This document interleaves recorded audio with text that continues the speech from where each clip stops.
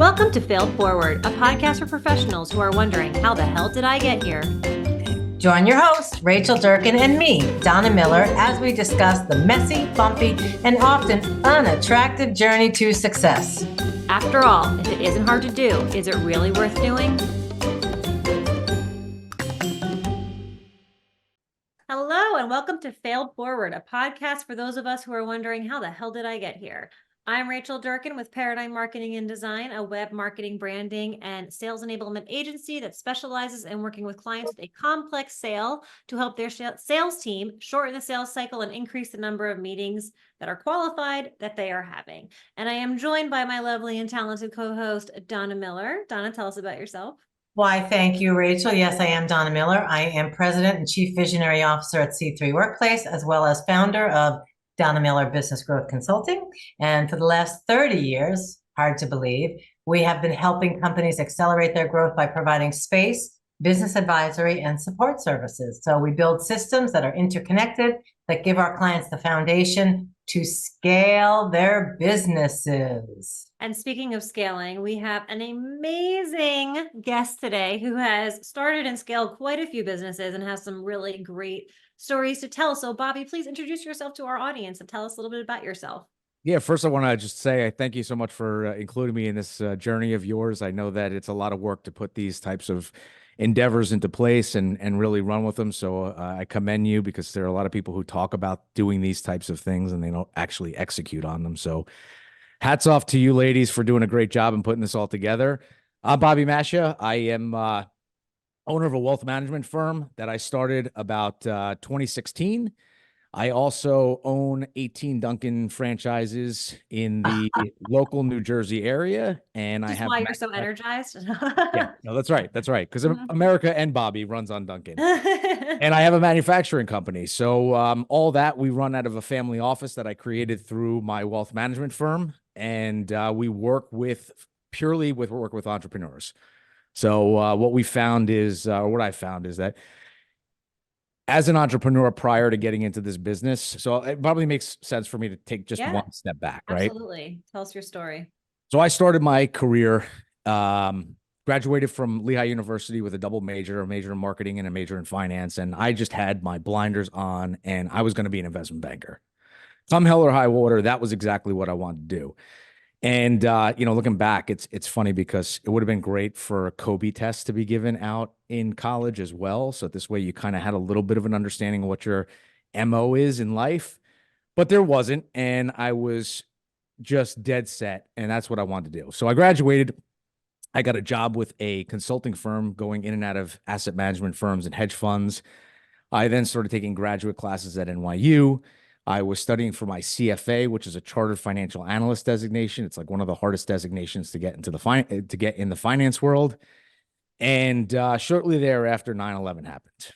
So through 9/11, we were displaced a little bit, and the balance of just trying to accomplish everything was a little tough. And I was having some struggles with, do I really want to work for somebody for the rest of my life? Do I really want to have a desk job? Do I really want to just sit and be complacent and show up and punch the proverbial time clock, right? And my father at the time was franchising Dunkin' Donuts, had about 20 locations, had spent the better part of, the prior decade trying to convince me to get into the family business. I always said, not a chance. There's no way I would ever do that. And he had his brothers and sisters working with him at the time. And within 18 months of one another, my mother and my father both went in for open heart surgery. My father, because he just liked eating the things that he's not supposed to be eating. And my mother had congenital heart disease. And this was her second surgery since she was 9 years old. Wow. So I made a choice to make a switch in my career. And I went and helped out the family business. And we grew it from about 20 locations to 40 locations.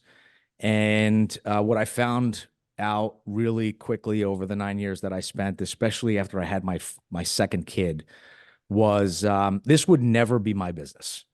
It will always be my father's business. And we just did not have the resources, the professionals, the tools around us to act accordingly as a multi-generational business. So I started consulting other franchisees because people would call me up and they say, "Hey, what do you guys, how do you do this?" Or, Mhm. you guys run so many locations. How did you get from here to here? And through all of that, I kind of said, you know what? I need to get back into finance. And that proverbial fork in the road of, do I go one way or do I go the other way? Was, do I go back to for my MBA and become relevant in finance again, so that this way I can climb the corporate ladder that I already had acknowledged that wasn't me, my personality? Or do I take the harder path of getting into retail finance and working with clients and building a book of business? Clearly chose the latter. And for me, I am the type of guy, and this goes back to that Colby thing. Mhm. I'm the type of guy that I love to get into the weeds of a project. Mhm. And then once I get into the weeds and I get it, I'm kind of like, all right, I did that. Who's going to Yeah, take this I over? figured this out. I'm done. Yeah. Yeah, this is, I can't rinse and repeat this over. Mhm. So I said, I got to I have to become a student of the industry, because they don't teach personal finance in college. That's not something you learn on Wall Street in hedge funds. You learn business analysis. You learn, how to value a company. You learn how to transact. You don't learn how to deal with your personal finances. Mhm. So I went back for a couple of designations ironically enough, one of them was certified family business specialist. And I also became certified in business succession planning. And I just felt most of my contacts were in the business world. They were owners of businesses. So why don't I do what I really love to do, which is talk to business owners? Mhm. So I grew the firm from there, and went independent shortly after I got into the industry, because I did not like the concept of there being some sort of a conflict of interest with clients where, did you sell me this, or was this really Mhm. what was good for me? Yeah. So my advisory business is 100% fee based. We don't do any commissionable sales. We don't sell anything other than our experience, and we try to do what's best for the client. And started to just really rock and roll. And a year and a half ago, my father passed away. Oh, I'm sorry. So he had esophageal cancer, and we had it was a rough year, because I jumped into really helping him to get the planning associated with what we needed to plan for, because it was one of those things, not if but when. Mhm. And I was the executor of his estate. I also was heir apparent for the CEO to take over the firm, and I had to come in, restructure his business, and and scale that. So it's been a journey for the past 2 years, definitely over the past 25 years, but more, more poignantly at the last couple Yeah. of years. And that's kind of my story. It sounds like some of these forks that you took were necessity, coming in and helping your father. And some of them were leaps, like leaps of faith. Like, cause you make it sound so natural. Oh, I just took these franchises and then I, started this business. But like, what was, were there any obstacles along the way? And if so, like what were they and how did you handle them? So that's a great question. I've, if I didn't fail as much as I failed, I wouldn't have succeeded as far as I've come. And that's Mhm. just the reality of being an entrepreneur, is It's you don't numbers. do Yeah. everything perfect. There's no way. Mhm. There's, you could ride a wave, but until you got on that wave, or there's some moment on that wave where something's going to crash, and you've got to figure out and iterate so you can adapt and evolve to whatever the landscape looks like. Mhm. So for me, I mean, my entire professional career was a struggle.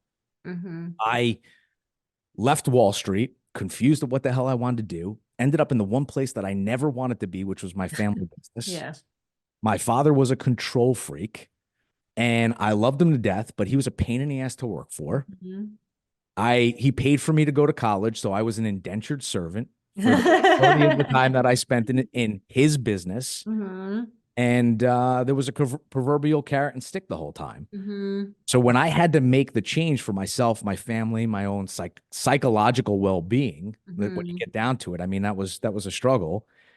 Really, what I had to do was I had to pick up kind of like and start all over again. Mhm. And I did. And I went into debt, and I struggled with getting into a new industry. And I was just saying this to somebody else, like Lehigh is it's a great school. Mhm. And one of the things that when you leave, it's more, I would say, looked higher upon if you get into something that's a little bit more cerebral, like investment banking, like hedge Mhm. funds. It is not highly looked upon when you get into a position of sales. Sales Mhm. is like icky word. Who wants to sell? Just Like a you don't want to sell. salesperson. God, we don't need those. Yeah. So I had to come to terms with the fact that my value is dealing with people. My value is having a conversation and understanding and listening and being more interested in people than I am interesting in the output that I can put through spreadsheets and analyses. Yeah. And that was also a struggle. Hmm. And I had to take sales classes and I had to learn how to, so, starting my own practice, that was a struggle. Getting involved in the family business again for the second time. Hmm. We work with high net worth individuals all day long. We talk about estate planning. We coordinate with their professionals all the time. We talk the talk, we walk the walk. But I'll tell you what, one thing, when somebody dies and you are the executor of their estate and it's your father or it's somebody close to you, there's no preparation that anyone can have to get through the Hmm. level and web of complexity that I had to navigate through. And I fortunately, like I say, I couldn't have done this without the team that I put together. Hmm. And that was another struggle: is how do you put the right people, In the right find the right seat. people, get them on the bus, and make sure they're in the right seat, so that this way, if something like that does happen, the business isn't relying upon you to be there 100%. You've got the team around to support you. So, yeah, it's been struggles. I had lots of struggles. I was just talking to somebody on my leadership team this morning, actually, and something you said earlier was about like you just figure it out, right? There's, something comes at you, you figure it out. You analyze the problem, you look at the couple of the best options, and you execute. And you said something about executing too, not just sitting and freezing. And I think that's what separates the good from the great is the fact that people you don't like. I have people sometimes that work with me who are like, well, just tell me what to do. That's not what I want. I want someone who's going to look at the problem, understand the goals, and figure out the solution and then run with it and trust themselves. And you need that whole formula. And you're so right. Like I think as like you clearly have it, which is why where you are where you are. But then finding others to be on your team that have it too is always hard. I feel like to find and train and empower. Well, one of the things that I think has been almost the recipe to my success of finding those people Hmm. is I don't put out job descriptions. I don't, I don't look for somebody to say, we need this role. We have to fit this role and let's go find the right Find the person. person I'm not saying I find the haven't done that, yeah. but the hires that I have here, I've looked at and I've said, listen, I'm hiring them for who they are, what they stand Mhm. for, the energy that they have, the commitment that they have, the type of person that just who they are. Yeah. And I think a lot of people say gut feeling, like, oh, I just have a really good gut feeling about them. Hmm. That has a lot to do with, is your energy resonating with that person? Like, are you sharing kind of like the same? You always talk about being on the same wavelength. Like, it's like being Hmm. on the same wavelength. All the other things we can teach. Hmm. Those are teachable things. You can't Those teach soft skills. somebody to be a better person. You can't teach somebody to have grit and hustle. You can't teach Mhm. somebody to be able to, pivot and navigate around issues when they pop up and strategize around them. Like Mhm. that's an innate characteristic that people have, and whether or not they know the content or not, Yeah, they can learn it. that's such somebody said that to me once, like my secret power is collecting people, which makes me sound like a murderer in the basement, which I don't put them in the basement, but like collecting the right people is so important and then create a job for them. And that's why my favorite question when I hire someone is, what are you really good at? Because like I don't care about the crap you're not good at. We'll hire somebody who's good at those things, but what are you really good at? And I love that you said that. That's awesome. So for you, what was the I guess what is the strength in that you look for in people when you're collecting them? I think it's that ability to have drive and integrity and critically think. Do they understand the goal and are they going to take initiative? So like it's really easy to have people who say, "Oh yeah, I'll tell me what to do and I'll do it." But I think in any business, we want people who say, okay, there's a problem. Here's what I think we should do about it. And now I'm going to do it. And you don't have to worry about it. That's my favorite thing. If I don't ever have to think about you, I just had a meeting with another leadership team. I was late to the meeting. I had 5 minutes for her. I was like 20 minutes late. It was a 30-minute meeting. I felt really bad, but I was putting out a fire. I said, I'm so sorry. I really do respect your time. You're just the least of my problems today. And that's a good thing. So, and sorry, So go ahead, Donna. so that's the culture that you guys run with is come to me with a solution of a problem or just run with it and let's see what the output looks like. How do you, I'm curious. I think it's about building a culture of, to me, it's about raising your hand. If I know you have the confidence to say, I see a problem, we call them red flags and pink flags at Paradigm. So if I see a pink flag or a red flag, I'm going to bring it to you. And I might not have the solution worked out and I'm working on it, or I need to talk through a solution with you. But knowing that you'll raise your hand in advance of the problem becoming a catastrophe is the culture that I'm trying to drive. And we'll collaborate on the solution together. You don't always have to have the solution, but hey, we're not going to hit our hours for this client. Or I got a sense in the meeting today that something didn't go right. I want to talk it through. That's how you grow and come up with creative solutions together for the company. But it's about knowing when to raise your hand. And if you can train people to raise their hand, to me, that's the most important factor. Well, and issue spotting also, right? Yeah. Well, that's what the raising your The hand. red Yeah. flags and the raising, I mean, issue spotting alone is just a characteristic that not everybody has. They kind of run a little blindly, just focusing on their own lane. Mhm. The bigger picture starts to show that there are issues. How do you address them?